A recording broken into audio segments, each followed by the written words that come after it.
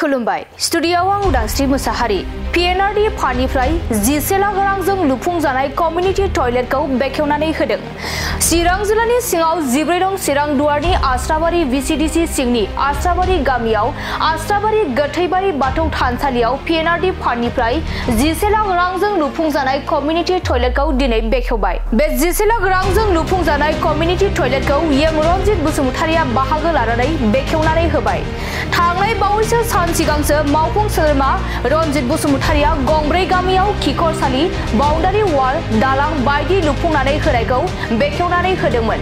फिन दिनै 14 नं चिरां दुवारनि आस्राबारि भिसिडिसि सिंनि आस्राबारि गामियाव कमिउनिटि टयलेटखौ बेखेवनानै होदों मावफुं सोद्रोमा रनजित बसुमतारिया। थारैनो जों मख'नो नांगोन दि बिटिआरनि गाहाय मावफुं सोद्रोमा प्रमद बर'नि दैदेननायाव गोबां जौगाथायनि हाबा मावनाया सोलिगासिनो दं। यं रनजित बसुमतारिनि दैदेननायाव कमिउनिटि हल मोननो हानानै गोजोननाय फोरमायदों आस्राबारि गोथैबारि बाथौ थानसालिनि बाथौ सिबियारि रायजो राजाफोरा।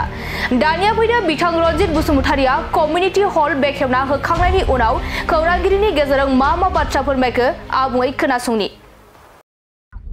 प्राइमारि इउपिपिएल दोलोनि बानजायनायाव दिनै जोङो आस्राबारि बाथौ थानसालिनि गासैबो दैदेनगिरि आरो माइनाव बिमा बिथांमोनजों जों जथायै गामिनि जौगाथायखौ लानानै जोङो दान्दिसे सावरायनायनि हाबाफारि लादों। बेजों लोगोसे जोंहा बेवहाय जोंनि मानव गेदेरसि प्रमद बर' बिथांनि दैदेननायाव पिएनआरडि डिपार्टमेन्टनिफ्राय जोंना 10 लाखनि मोनसे खामानि हरदोंमोन। बिनि गोथार हाबाफारिखौबो दरजा बेखेवनाय हाबाफारिखौ दिनै मावफुंबाय। गोजोननाय मोनदों। जोंनि 14 नं चिरां दुवारावहाय मानव गेदेर प्रमद बर' बिथांनि दैदेननायाव जेसेबां मानि जौगाथायनि खामानिफोर दङ, बे खामानिफोरनि फिथा होनायखौ जोङो बावैसोनो फोजोबनो नागिरदों। गतिके खामानिखौ जों फारि फारि मावलांबाय थागोन। जोंहा मावनाय दांनाया जेब्लायबो जोबा, मानसिया जेसेबांसिम थांनानै थागोन एसेबांसिम प्रिथिबियाव मावनांगौ खामानिया थाबाय थागोन। नाथाय बेनि गेजेराव बयनिख्रुइ गोनांथिया जादों जोंना हारिनि खौसेथि। दा हारिखौ लानानै गोबां मानसिया दिनै जोंखौ बर' हारिखौ लानानै बोखावफ्लेनायनि सिन्था सरसा खालामनायखौ जोङो मोनदांनो मोन्दों। राजखान्थिक भाबै, समाजखान्थिक भाबै, अर्थनैतिक भाबै जोंखौ बोखावफ्लेनो नागिरदों। बेनिफ्राय सांग्रां जानायनि सम मोनसे फैदों। गोथैबारि बाथौ थानसालियावहाय दिनै मोनसे टयलेट मोनबाय, नोंथांमोना माबायदि गोजोननाय दं? आच्चा, जोंनि बे आस्राबारि गोथैबारियाव माने सिगांनिफ्रायनो जोंनि माने धोरोमनि मन्दिरा एसे गोदोसोनानै दंमोन। दा बावहाय जोङो दा नैबे जोंनि आस्राबारि भिसिडिसिनि सिङाव थानाय जोंनि बे आस्राबारि गोथैबारि गामियाव टयलेट मोननानै जों एसे मोजां मोनदों। मानो होनना बुङोबा फुजा फोरबो खालामनाय समाव बायह्राफ्राव खिला हासुला खालामनायाव एसे उसुबिदायाव फैयो नालाय, बेनि थाखायनो जों दा सारनिसिम गोजोननाय थादों। फैबाय थानाय समफ्राव आरो बेफोरबायदि हेफाजाब मोनजानो लुबैदों। फैबाय थानाय बुब्लियाव जों आसा खालामो सारा एसे मोजाङैनो आवगायलांबाय थानो हायो आरो जोंखौबो फिन सापर्ट खालामो। आरो जोङो सारनिसिम ओरैबायदि हास्थायदों आरो जाहाथे साराबो इयुनाव थांनानै थायो।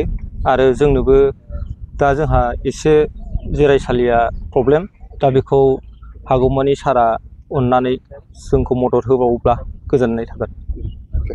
नैबे बाथौ थानसालिनि थाखाय मोनसे खिखरसालि बेखेवना होदों। माबायदि गोजोननाय मोनो रायजो राजा?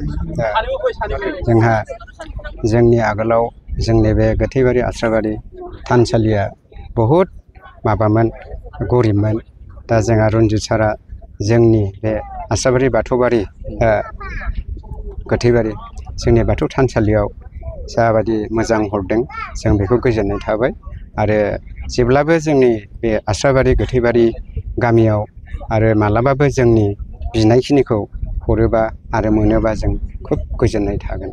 दा आं बिनिखायनो बेखिनिखौनो आं रनजित बसुमतारिया रायजो राजानि थाखाय माबायदि मावदों होननानै सरासनस्रा फालियो हिसाबै? दा जोंहा रनजित बसुमतारिया दा जोंनि गामिनि बा बयनिबो गामियाव दिनैहाय मोजाङैनो खामानिखौ मावलांदों।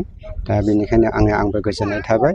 आरो जेब्लाबो जोङो बेनि आखाइनि माबाखौहाय जोङो माने मोनबाय थाथों आरो जोंखौ नाहरबाय थाथों। बिथांखौ फिन आरो बिसायख'थि गेलेफिनोबा बिथांखौनो देरहानो थागोन, जोंथ' उसुबिदा गैया। जेब्लानाखि जोङो बे बिसायख'थियाव जे देरहायोबा जोंबो खोब मोजां मोनगोन। जोंबो माने जोंथ' ना खालामा, माने जों बे रन्जित सारखौनो जोंनो नांफिनगौ होननानै जों दा बेखौनो मिजिंथि खालामनाय जाबाय आरो। गोजोनबाय।